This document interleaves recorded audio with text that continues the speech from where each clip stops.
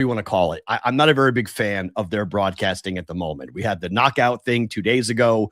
We had last night, I don't know if yours was buffering and freaking out, but mine was buffering and freaking out. I was having audio issues.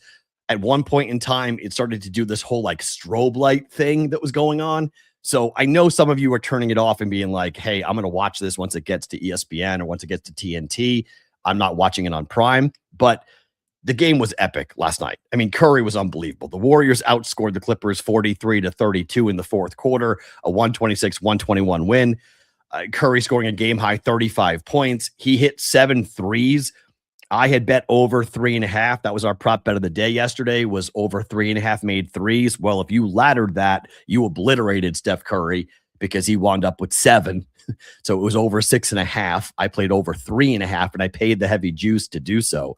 But I mean, this is when you see Curry like that, it's so fun. I mean, everybody was saying, why did you come back? Why did you come back? You have a knee injury. Why? Well, that's why, because he's able to do what he did last night. And he reminds all of us just how great he can be and just how dominant Steph Curry can be when he is truly on the court in a playoff setting, playing big minutes and hitting tons of big shots. The bracket now, it puts the Warriors to the Phoenix Suns, where this number now has climbed to 3, which I'm somewhat surprised on. But the Clippers, their year is over. They are bounced. The Warriors now move on after the Trailblazers beat the Suns. The Suns now play a do-or-die game tomorrow night at home against the Warriors. And if last night's crowd is any indication, there's going to be Warrior fans in the building, and they're excited to watch this because they think this might be the last hurrah. And if it is, they want to see this run. We've seen teams go from the play-in to the finals. Are the Warriors going to do that? No, but that was the first time in a major setting, in a major moment, that Porzingis, Al Horford, Draymond Green, and Steph Curry were all on the court together for a major game. That's the first time in a must-win, huge moment that team, as it was constructed, was together.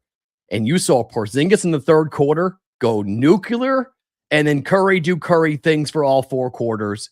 Draymond shut down Kawhi Leonard completely in the fourth quarter. Kawhi was gone.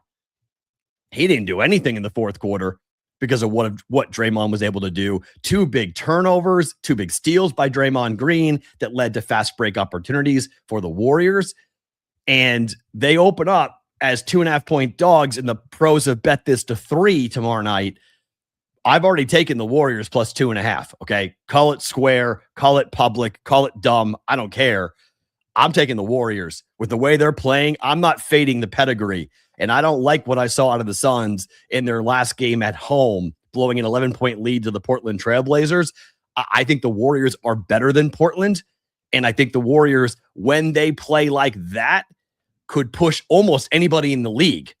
They could push the Thunder, because if they win on Friday, they're going to play the Thunder, which if I'm the defending champs, I'm not too excited to see that team showing up on my doorstep because of what they're capable of doing. So just saying, the NBA playoffs, when Curry is healthy and doing things like that, is a great reminder of the must-see TV and the cinema that guy can give us on any given night. If you didn't watch that game, you better watch tomorrow night. Curry and the Warriors at the Suns is going to be an awesome, awesome game. Let's find out where our guy is. Adam Bjorn, where in the world?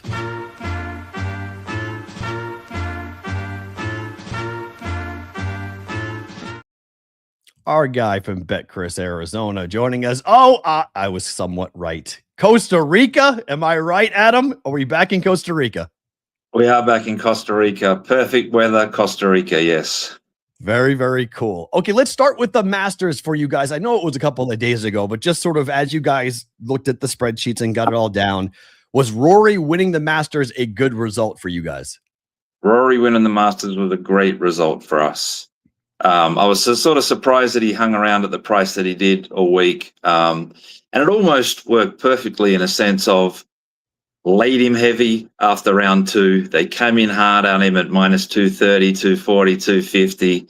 He did the perfect Rory act of blowing up Saturday, or at least letting everybody else in. and then did it again Sunday. I mean, I would have liked Rose to win. When it got to that point where Rose was a couple in front, I'm like, kick away, boy, kick away.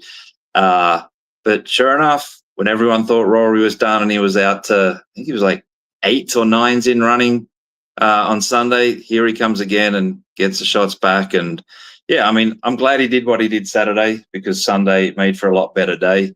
Best Sunday of the year, because no Breeders' Cup on Sundays, Friday, Saturday down there. But yeah, Masters Sunday, competitive Sunday, back and forth like that. That's as good as it comes. And the live betting was just didn't stop.